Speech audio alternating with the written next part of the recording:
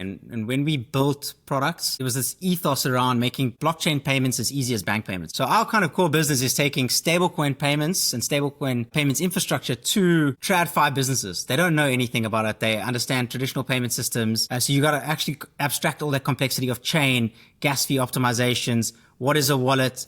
How does key management work? We take care of all of that complexity because we found it is just too complex. You want to get off the starting block if someone comes in there and says, hey, let's get going, and tries to figure out what a UTXO blockchain is and an EVM chain and then trying to build into Solana. This is Money Code. It's a show where we decode stablecoins and programmable money so that you can better prepare for an on-chain future. I'm Chuk, Okpalugo, your host and author of Stablecoin Blueprint, and I'm here with my co-host Raj Parekh, head of stablecoins and payments at Monad. How are you doing today, Raj? I'm good. This is a good one today. Yes, but today we are joined by Chris Harmse, co-founder and chief business officer of BVNK, and one of the partners that makes this show possible. How are you doing, Chris? Really good. Good to be with both of you, Chuck and Raj. I'm excited. So just before we get started, a quick little disclaimer here. Money Code is brought to you by Stablecoin Media and powered by BVNK. The views and opinions of the hosts and guests are their own and may not represent their companies.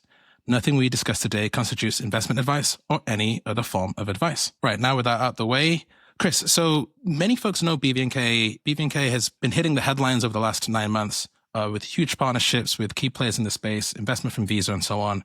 As the stablecoin payment space has grown, lots of folks are realizing, okay, there's real volumes here. There's billions of dollars annualized across a range of different firms. But I thought what would be really interesting to start with is understanding where is this volume coming from. So maybe you could just help frame the audience with, who are the main customer segments that you're serving? What are the most compelling ways that they're using stablecoin payments today to kind of ground the audience and where this adoption really is happening? It's quite an exciting month for us, actually. We're having a record month the last couple of months, but we've actually just hit 20 billion of annualized payment volume, which is super exciting, and that's growing at about 250% year on year. So accelerating growth, which is great to see. So yeah, there's a lot behind that 20 billion in TPV. But look, I think a good way to frame this is BVNK has really been building this stablecoin powered financial stack, and that really starts with send, payouts, receive, kind of acceptance, convert, which is really just going between fiat and crypto. And then there's new primitives, payments primitives we're building in that stack, which is store, which these are embedded stablecoin wallets, earn some yield on those balances, and then spend, which is really spend on a stablecoin linked card. But I think the lion's share is very much in that first camp today. It's because just where the market's come from. I think, we've very much seen over the last 12 months, a lot of kind of formal RFPs come out and everyone kind of moving from kind of curiosity about stablecoins to kind of actual implementation and commitments around what they want to do.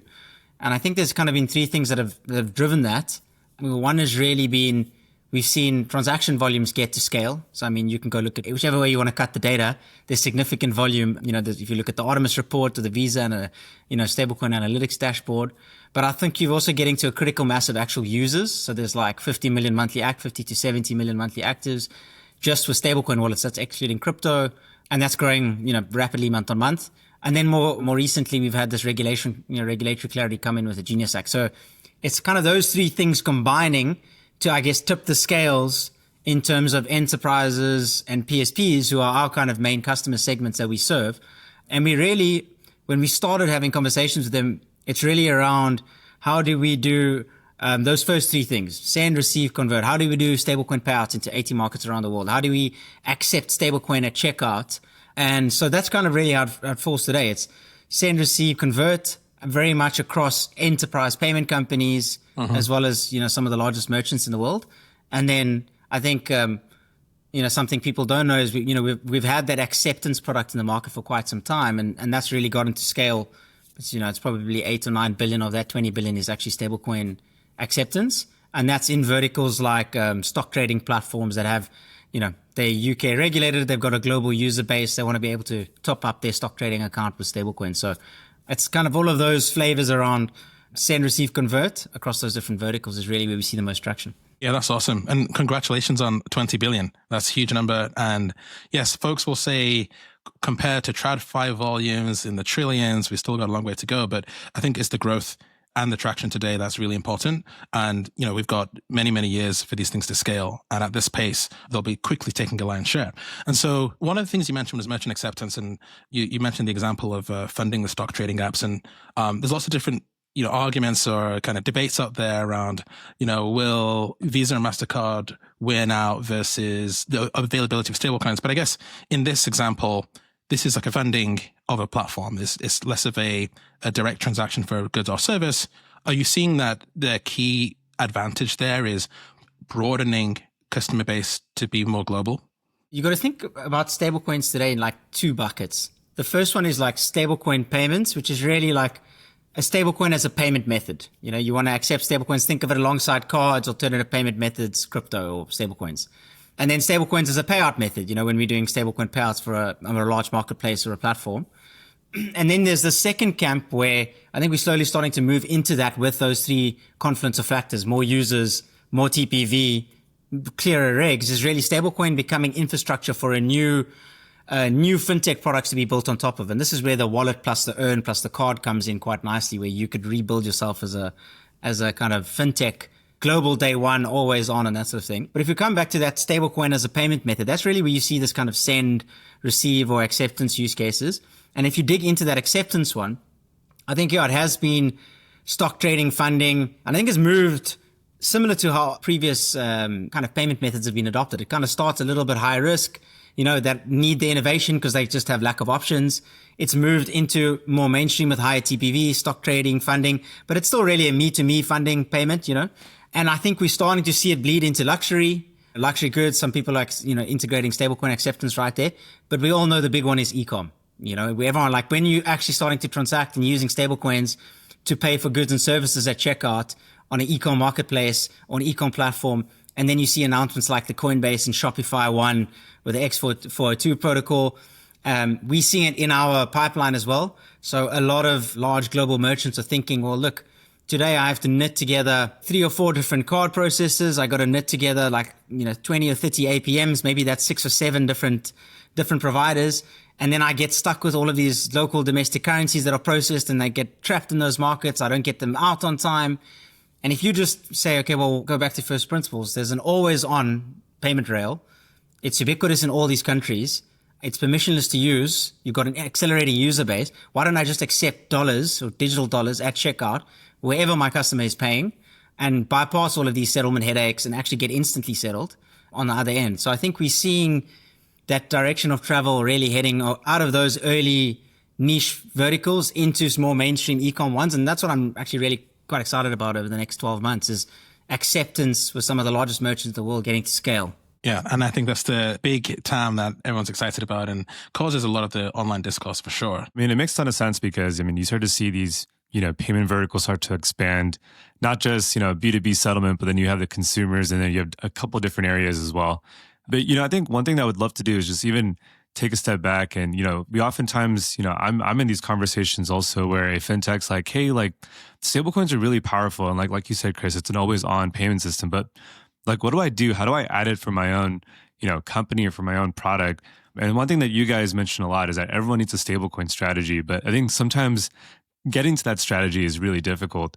You guys have obviously been a pivotal part of a company's stablecoin strategy, but what are some of the common questions you're hearing today when they're saying, hey, I'm excited to explore stablecoins, but I'm not really sure how to for my business? We really have been playing kind of thought partners to a lot of these enterprises and actually helping them craft their RFPs and their RFIs. They're coming thick and fast, but exactly to your point, what questions are they actually asking that? And I think there's various degrees and, there's always some sort of stablecoin champion inside one of these, who's kind of trying to drive it internally, drum up that support, build a business case. And they've kind of done some research and they try to get the people to the table and that sort of thing. But I think one of the biggest lessons we've actually taken away is when you just read quite wide, to your point, it can be quite confusing for someone coming in. Like stablecoin is a panacea for every payment problem on earth. It sounds like when you read things, but that's obviously not true. And I think the biggest piece of advice that we give, as we're going through these processes are, look, pick one use case, one that makes the most sense. You could do a lot of things, but try pick one, coalesce around that, get some internal support for your business case, do some A/B testing with customers, send a marketing campaign. Would you be interested if we launched this as a payment method? Would you be interested if we launched a yield on, on a stablecoin wallet or something like that?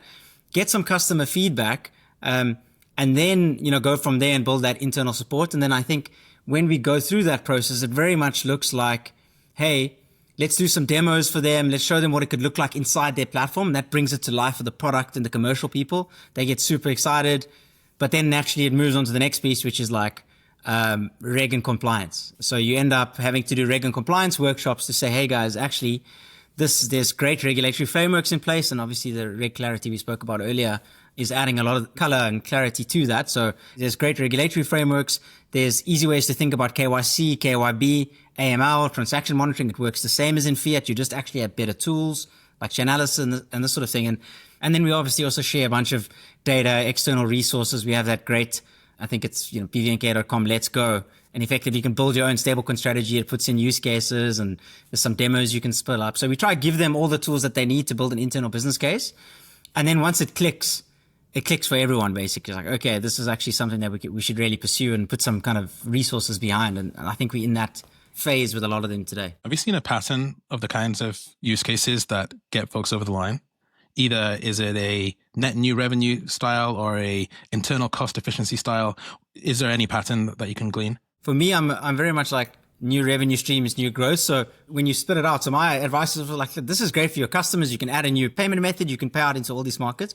But many of them do approach it at like, and split it in, hey, there's probably some treasury optimizations we can do here, maybe to start, and let's test that way. And a lot of the time, that's kind of what we say. We say, look, if you're a PSP, just start settling your merchants in stablecoins. Get your treasury team comfortable. Get your risks teams to sign off custodying stablecoins, even if it's just for one day. Get your payoffs teams kind of understanding how wallets work and this sort of thing.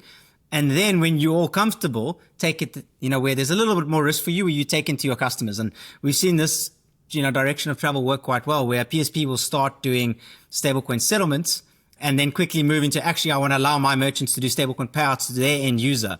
And that's been a great pathway or upsell for us.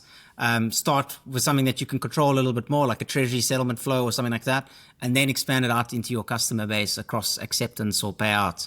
And we're seeing some of those acceptance and payouts conversations moving to the next level, which is stablecoins as infrastructure. This is, hey, I actually want to not just do the payouts, I want to actually issue a wallet. I want to earn some yield on top of that wallet, and I want to spend using a stablecoin linked card. And do you see a lot of these customers requiring any crypto or blockchain knowledge for implementation? Like, do these engineers actually, especially when working with BVNK, do they have to know the inner workings of this stuff as well? Like, how much abstraction are you guys giving where, they can go to their treasury management systems, or they can create dollar accounts like anywhere in the world? Like, what level of like implementation do they actually need around it? Yeah, I mean, it's a good question. Right at the top is we abstract all that complexity away. And when we built products, there was this ethos around making blockchain payments as easy as bank payments. So our kind of core business is taking stablecoin payments and stablecoin payments infrastructure to TradFi businesses. They don't know anything about it. They understand traditional payment systems. So you got to actually abstract all that complexity of chain, gas fee optimizations. What is a wallet? How does key management work?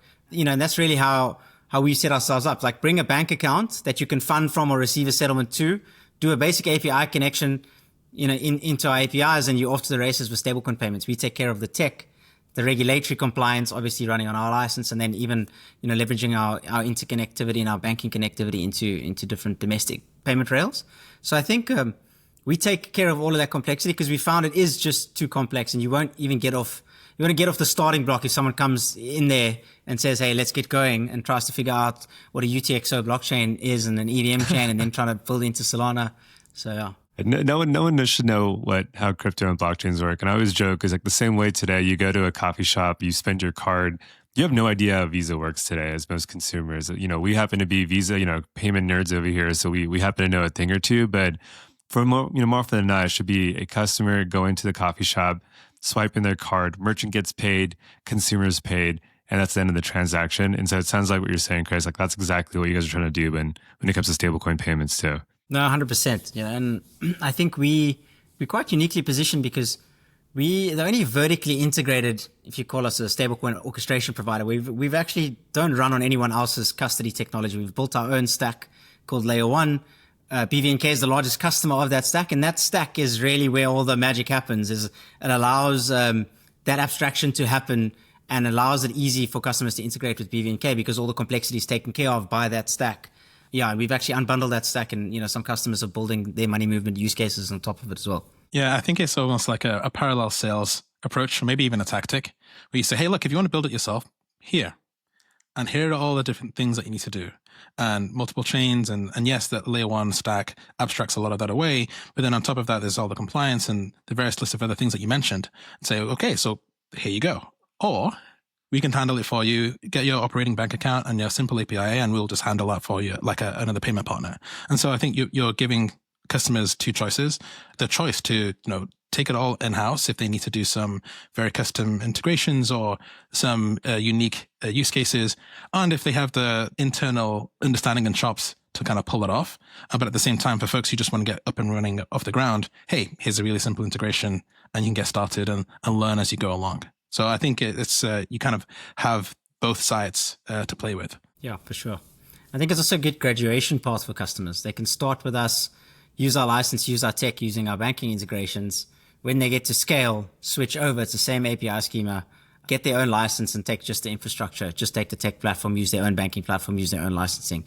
And we've seen that work really well with enterprise, especially enterprise PSPs who look, at some point I want to get to scale with this and maybe I want to switch off. Well, don't worry, we've got you covered. It's 1 week of work instead of trying to rebuild this entire thing, from scratch, basically. Yeah, I'm sure that's like one of many lessons that you've learned over the last couple of months. Like, what have been the main takeaways from working with these customers, small and large, in terms of implementation? What's worked better than expected? What proved more difficult than anticipated? Maybe you can share some insights there. I mean, I'd bring it back to that. The quicker that you can get a customer to kind of pick the right use case and get single in on, hey, I want to do payouts. Okay. And then you can work from there, and then it becomes a lot easier. So I think the number one thing is get them to the right use case quite quickly up front. And, and then through there, you can do an implementation pretty quickly. And then because our APIs are quite standardized, it would feel like you're integrating some normal payment method. The implementations can actually go quite smoothly that way. So we spend a lot of time up front around getting to the right use case, doing the right demos, getting solutions involved to show what the best integration could look like for them. And then actual implementations go a lot smoother because of that. So it's, again, I think the number one lesson really is around picking that right use case and the one you want to launch with, and then coalesce your effort and energy around that. Yeah. And I think it goes hand in hand with the item you mentioned earlier of the progression along. So starting with one use case, but there are multiple use cases that one wants to expand into. And you mentioned, yes, there's send, receive, and convert, but then the cars, the yield. And so I can imagine these huge RFPs with all these different use cases, but then you say, okay, look, yes, we can sort out all of those things, but let's just start with one, get comfortable, get the teams, get the internal momentum going, and then expanding to each of those additional things is critical. So I guess as an infra provider, you need both. Easy way to start, small and low friction integration, but also a path to expansion at the same time.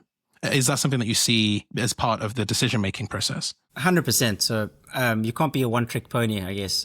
You definitely have to be able to launch with one, but then quickly be able to add more. Like I mentioned, we're seeing a lot of customers who started with payouts, started with B2B settlements and now moving to payouts. Some of them that started with pains and payouts, now wanting wallets. Those wallets, the next iteration of that is, hey, you earn some yield on that balance and then spend using your card. So definitely you need to be able to expand the use cases with them as they want to grow in the space.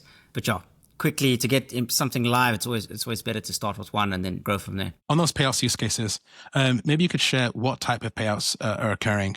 Is it creator payouts? Is it employee payroll or contractors or the kind of B2B payouts? Yeah, it's all of the above, actually. So we obviously work with, large payroll platforms like Deal, a host of others, announcements we can announce fairly soon coming out on that. And that's exactly, and there's even two branches. It's, hey, I want to pay out contractors in 200 markets around the world in dollars, in digital dollars. But I actually also want to be able to do payroll in a domestic market in stablecoins. And there's a few nuances you need to, work through there around paying out in fiat and then auto converting to stablecoin and this sort of thing. So there's some interesting use cases that are, bleeding off payroll platforms more broadly. We then see creator, the creator economy type payouts or creator payouts. Think all of the top creator platforms. They're an ideal, it's an ideal use case to pay out a creator. And I think it works really well because stablecoins are actually the first rail that can do a $1 or 10-cent micropayment, let's say, all the way up to moving $1 billion. Most payment rails, if you think about them, like ACH in the US is more consumer orientated versus Fedwire, which is more institutional and interbank type, orientated. So this rail can do both. So you can do your $50 creator payout into, the global south, but you can also send, $5,000 for a B2B invoice or something. So we see that. We also see a lot of interest across marketplaces. Great use case. They are obviously generally a lot of the buyers are in the US, sellers are global. And that marketplace, acts as a conduit of accepting from buyers and settling to sellers. So that flywheel works really nicely. And again, those sellers would much rather, they're small businesses, they need cash flow quickly. They don't want to wait, 2-3 weeks to get their money after selling some goods. So I think it's a great use case for marketplace payouts as well. So we see all of the above, basically. And I guess a quick question on that. I mean, when you said you're seeing everything, but at the same time, like what's driving the urgency for some of these companies to say we want to explore stablecoins? Are they coming in with like here's a clear use case that we've been trying to solve for many years, and now we think that stablecoins can actually solve it, or are they actually just like seeing the headlines and their competitors now exploring stablecoins, and so they feel the need to go into stablecoins also? Like, what are you exactly seeing? You see from both camps, basically. Obviously, there's, the headlines and the Circle IPO and just the interest more broadly in the market. And, that keeps, going up and to the right. It's obviously driving people to take it seriously. Like, hey, we should look at this as a payment strategy team at a large enterprise, a Fortune 500 company. Like, let's actually figure out what our stablecoin strategy is. Spend a quarter doing that work. Spend another quarter getting to the right use case, figuring out implementation and going. And then there are other more, I guess, money movement businesses. Let's think traditional remittance apps. They've all been thinking about stablecoins for years. They just haven't found the right way to implement and that sort of thing. So they'll come to you with specific asks or, hey, we've been thinking about this. We've manually tested it with an exchange account and we've just like sent some money there and sent it. But we really need to do this properly at scale. So I think you get both sides of the fence, but overwhelmingly what's bringing in large enterprises and getting them to think about their stablecoin strategy and start moving has been this great 12-month run that, let's say, stablecoins have had, and then obviously coalesced with, I guess the tailwinds just picked up, after the Genius Act and Circle IPO and, more and more stuff coming to the market. So I think, but yeah, we've got a whole host of, exciting partnerships to announce into the back end of the year. So, there's more stuff going to be coming out. So it's really exciting more broadly. Yeah. One thing that I think is always interesting to discuss is where the volume is being taken from, or where is it shifting away from? And so depending on what side of the internet you're on, it's okay, Swift and correspondent banking, or these folks are doing it themselves in like a non-regulated way, stitching it together, like you said, with exchanges. Do you have a sense, maybe we could start with payouts, then we can talk about merchant acceptance, of what were they doing before? And where's the shift? The $20 billion, where has that come from? I think about it in those two camps again, actually. If you think about that first one, which is send, receive, and convert as stablecoin payments, whether it's payouts or acceptance, that is 100% starting to chip away at fiat TPV. So it's competing against other alternative payment methods and other cards. And why does it win out? We know 24/7. It's a digital dollar that's, around the world. It's one integration gets you 200 plus markets, all these sorts of lovely things that we like to talk about. So that is coming from fiat-based TPV. And we know how fast, the world is still, despite some, nationalism around the world and trade wars and all this sort of thing, the world is still global. Trade is still happening. It's still going up to the right and people need to pay and move money cross borders. So you've got fiat TPV up and to the right still, or growing at a decent clip, and stablecoins slowly gaining market share on that fiat TPV. So that's like the existing, it's taken away from existing fiat TPV and chipping away at it. But what I'm really excited about is the next thing, which is that store, earn, and spend, where these are entire new businesses and business models that can be built. This is FinTech 2.0, building on better infrastructure. This is a neobank in the US going global on stablecoins with a wallet and an earn product that are now your checking and your savings account in one. They can launch in 200 markets instead of going market by market.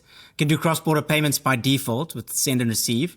And then, hey, let's add more utility to this balance and we can spend your stablecoin balance just as, anywhere Visa and MasterCard accepted. So I think there's both camps. There's like net new products being built, and there's also that chiseling away and taking market share away from fiat TPV. Yeah.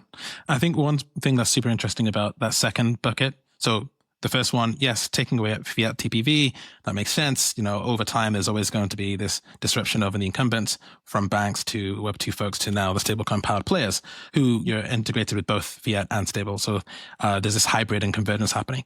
Now, the second one, you mentioned going global, being able to launch in 200 countries. And I think this is really fascinating because it's true, and it happens because of this permissionless asset, this permissionless dollar asset, combined with the global demand for dollars as the world reserve currency and the stability and the currency that's used for global trade and FX. We've seen this, we know it, we understand it. But the elephant in the room is, what will the local countries do? Like, what is their pushback if more and more of local savings starts to be pushed into these amazing consumer wallets that have spend and have yield, and they're just better products? I can't imagine the local sovereigns will just sit back and watch it happen. I think we're seeing some rumors and some reports of the UK, for example, coming out with $10,000 or £20,000 equivalent restriction on how many stablecoins you can hold, which is incredibly bizarre, but you can see where they're coming from. It's going to be very hard to enforce, but that will only be the first, and I expect more to happen. I wonder what your thoughts are on that. Yeah, I think 100%. I don't think any local economy wants a dollarization of their economy, which is could largely happen. It's likely to say worst case scenario. But to your point, I think ultimately better products win out. We've seen that, through time. Like if you just fundamentally have a better product, you can put guardrails around it, enforce it with quite a draconian regulatory framework and, force. And you largely see this today. In many markets in Africa, LATAM, you can only buy X amount of dollars. You can't, there's exchange controls even in South Africa, like where I'm from. So there are already rules in place to stop, I guess, capital flight, the dollarization of economies and that sort of thing. But I think, ultimately customers want it. The cat's out of the bag. I think there's clear precedent of what good regulation can look like. Take MiCA, take the Genius Act. And you're starting to see local countries actually adopt that. So they've said, look, we don't want foreign VASP serving our local users anymore. So we're just going to put a proper regulatory framework in place and model it most likely on the US's. So that's why it was a big domino to drop on a global basis.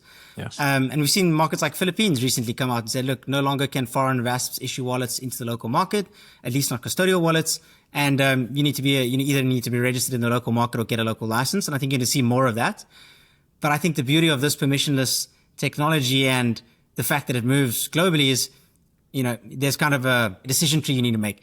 If you have a license and can serve that user with a custodial wallet, you do. If you don't have a license to serve that user with a custodial wallet, you can just give them software and let them be their own bank through a self-custodial wallet and still offer the same products on top of that self-custodial wallet. I think you're going to see that trend pick up as well. And that's going to be a new challenge that I guess local economies are going to have to deal with. But I ultimately think innovation is going to win out here, and most of these markets will come on sides and realize, look, our customers want this, our citizens want this, and we should probably enable this with a better framework. It kind of reminds me of what's happening in Bolivia right now. I think the government has about $50 million left in its reserve in US dollars. And if you look at the top 5 to 10 FinTech apps, they're actually mostly stablecoin apps, funny enough, because the actual central bank USD and Bolivian currency rates is actually not consistent. It's actually, the market rate is actually 2x of that.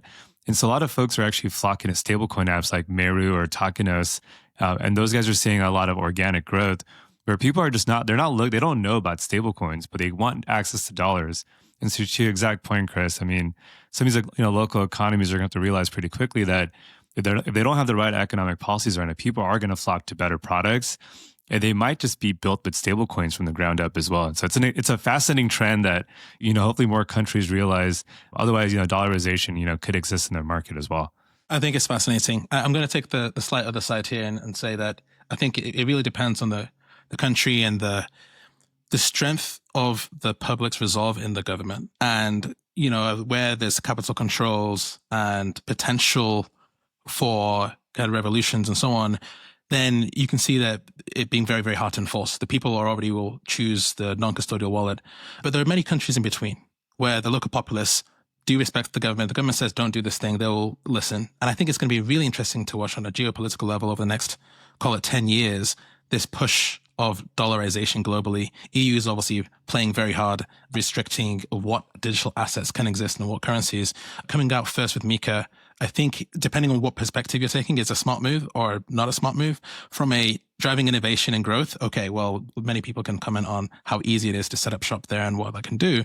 But in terms of controlling the innovation and holding on to control, they've been more successful in that perspective. That's not necessarily aligned with kind of local startups, but it may be aligned with their policy goals. And so there's so many different factors to pull into place.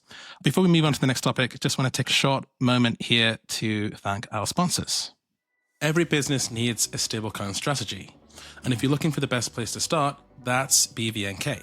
BVNK is the world's leading provider of stablecoin payments infrastructure, helping businesses move money faster, reach new markets, and even launch their own stablecoin products. Global licensing and compliance are covered, so you can build with confidence. Learn more at bvnk.com. We've talked a lot about how these things are progressing and some of the nuances, but there are still lots of challenges to progress through from where we are. And I'm sure, Chris, over the last several years of BVNK's growth, you've seen these chip away, and you mentioned a couple at the beginning there as well, with regulation being a tailwind and so on. But what other barriers do you see kind of in the way that need to be removed to expand stablecoin payments more broadly and general adoption of blockchain-based financial products? Yeah, I think you're seeing this trend. I mean, we've seen we've seen it over the last 6 months. More stablecoins, more chains, payment-specific chains, corp chains, more closed networks, some open networks. And for me, like, the answer can't be more complexity. Add more, all of this fragmentation into the system, creating more complexity for customers. And, the answer really has to be like abstraction, like make it easy. Like we said, make blockchain payments as easy as bank payments, not more complicated with all these different flavors of stablecoins and then also multiple different chains. And some are optimizing for certain things, but at the end of the day, like we mentioned earlier, Raj, like the user shouldn't care what chain it runs on underneath or what gas fee model that chain uses. You should just be able to tap to pay or send your stablecoin wherever it wanted, and it should pick up, what wallet's coming from what stablecoin. So we're working quite hard on that abstraction layer to really, cater for this fragmentation. And, and it's going to go through cycles. Some chains are going to work, some are not. Most stablecoins are probably not going to work. A couple will keep their scale and probably get bigger from here. We see that fragmentation as not really a problem, but a more just like a barrier right now, that complexity barrier to some of the traditional kind of players coming in, and we try to solve that with our stack. But I think there's another one that's quite interesting, which is really around consumer payments. So as we spent a bit of time earlier thinking through acceptance, and we said, look, maybe it's in earlier niche verticals, it's moving through those, and we really need to see it get into e-com to really go, vertical. And there are just some fundamental challenges with the blockchain. With blockchain check more broadly, like what is a chargeback? It doesn't exist. What is consumer protections around chargebacks and disputes, refund mechanisms?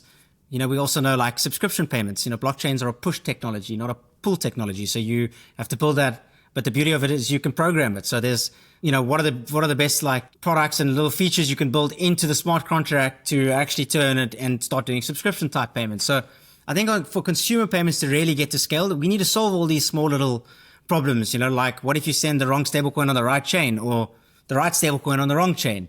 So like solving, we've had to solve a lot of these smaller kind of edge cases in our stack today, but I think, you're seeing protocols like Coinbase's on-chain payments protocol trying to bring some standardization, similar to what Visa did with card payments, bring some sort of standardization to a crypto payment or a crypto acceptance payment so that they can actually get to scale and consumers can be completely abstracted away from that complexity and just use stablecoins and blockchains in the background without actually having to care what the rail looks like. So, watch the space. We're working on some really cool stuff in there, but I think we need to solve a lot of those problems to really get that consumer payments use case, really to scale. Yeah, it's really interesting because when you have systems like Visa, it's been around for 60 to 70 years. You have Western Union that's been around for like a century. And then you have stablecoins really in earnest has been around for, you could argue like 10 years with Tether or 7 years with USDC, but in earnest, the infrastructure like a company like BVNK, it's only been around for the last 3 to 4 years or so, maybe, a little longer. And so to your point, Chris, like a lot of the primitives around the systems like don't exist, but how fast it's accelerating to billions of users and billions of volumes is insane. I'm curious, just like your view, just maybe even expanding on that, like the structural issues. And like you mentioned some of the primitives around like the features and functions, but like how have you seen, stable coins kind of permeate just like the structural markets around, some of these incumbent systems also. And, like what do you think it takes to get to like 100 billion like TPV or, get to like $1 trillion in like stablecoin market cap? We need like mainstream consumer payments for sure to get us to that trillion in TPV. So we need e-com to work. And then also I think we need point of sale. So like tap to pay type where people, these stablecoin link cards are great and they seeing a lot of growth and they using stablecoins in the background for sure, but traditional kind of card rails.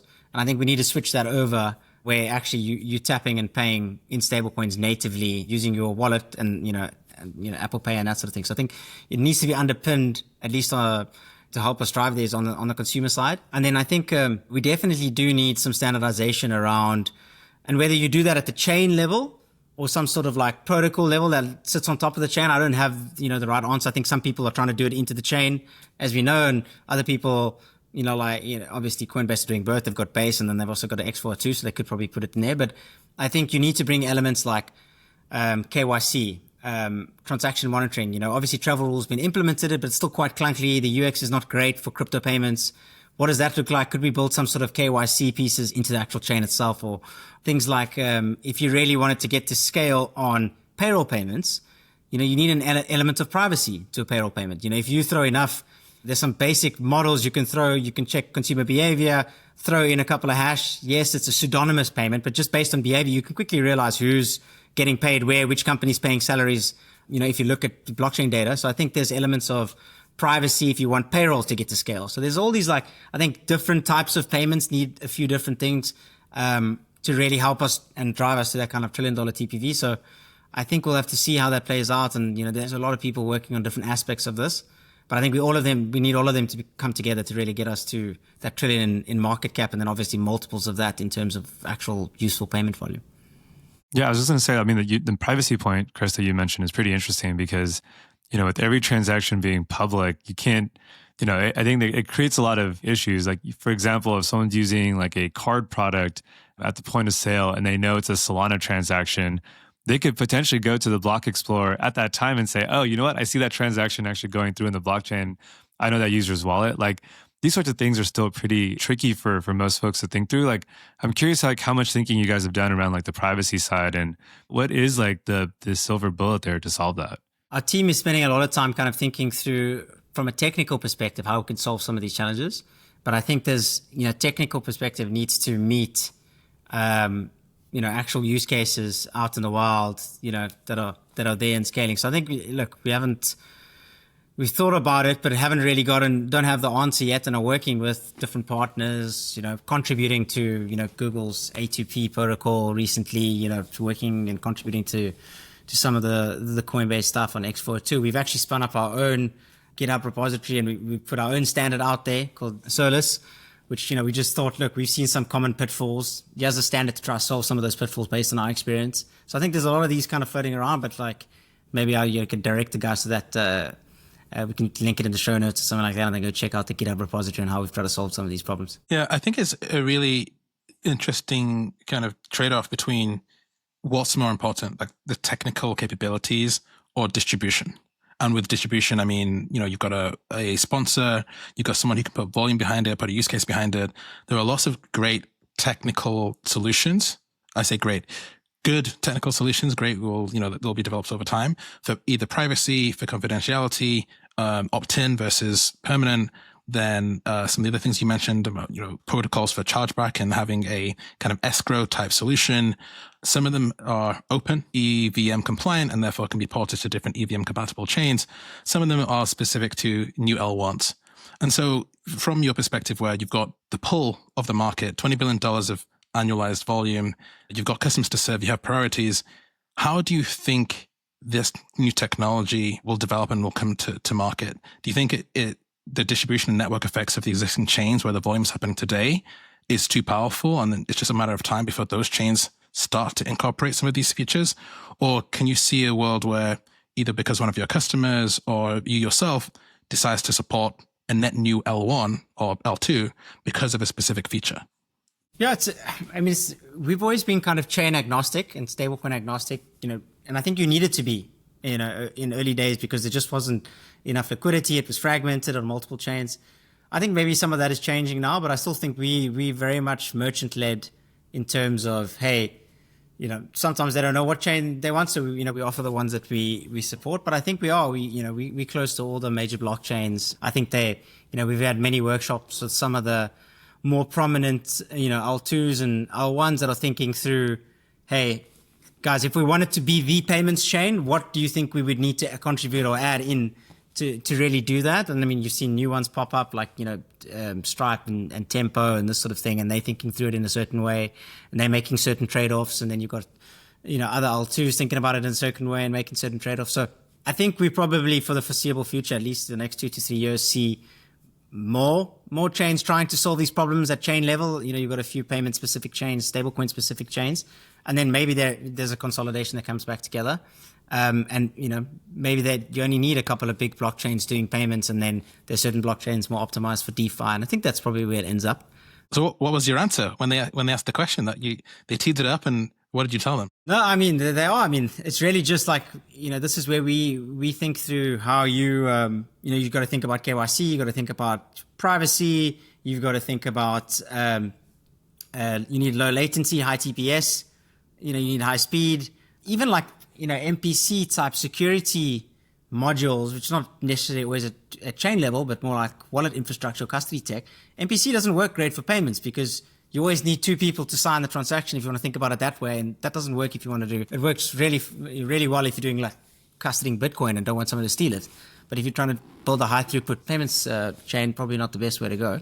So there's all these kind of trade-offs that they have to make at that level. And we just contribute based on what we see in the market, what customers care about, and this sort of thing. But I guess it's still open for everyone, still trying to figure out what the panacea is for what is the best payments chains, what features does it need to have, and what level of decentralization or centralization and trade-off can you make to try to get it to scale. Yeah, I think it's a fascinating question, and I'm excited to see it play out. I think this may be not the greatest analogy, but the VHS Betamax, where you look at the technology, you say, okay, Betamax is better. It's got these features, it's got these features, but VHS had distribution first and is not necessarily first to market, but first to scale.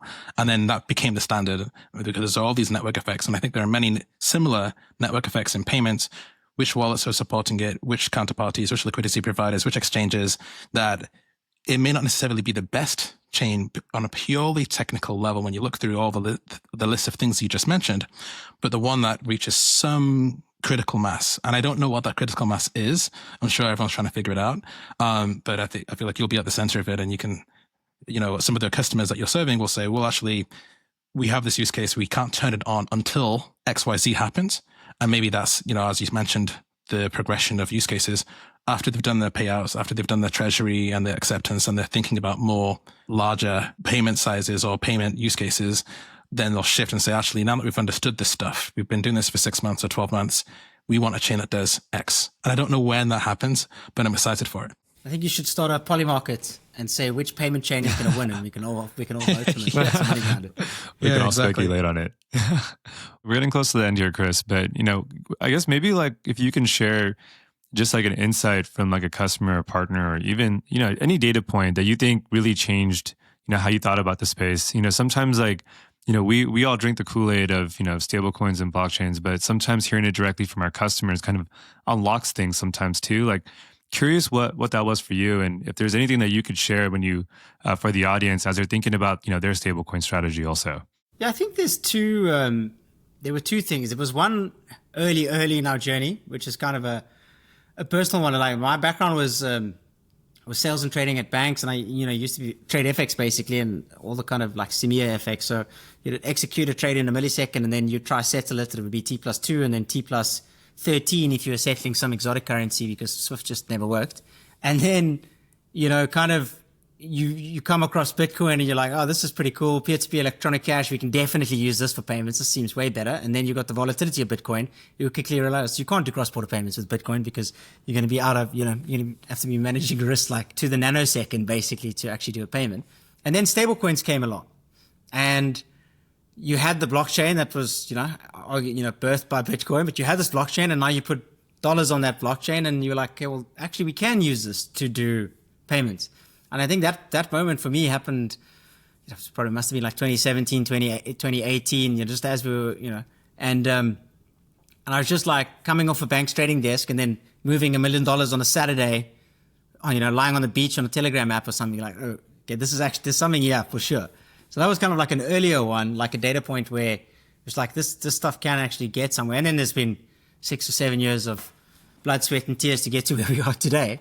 But I think what's been quite surprising to me is the speed at which conversations, or like, let's say 18 months ago, you were having conversations about quite theoretical conversations about use cases, what they should do, and that sort of thing. And what's been great to watch or see is really like the acceleration of that from idea theoretical to actually, hey, this is what we want to do. And that acceleration has obviously been driven by a lot of the factors we've spoken about today.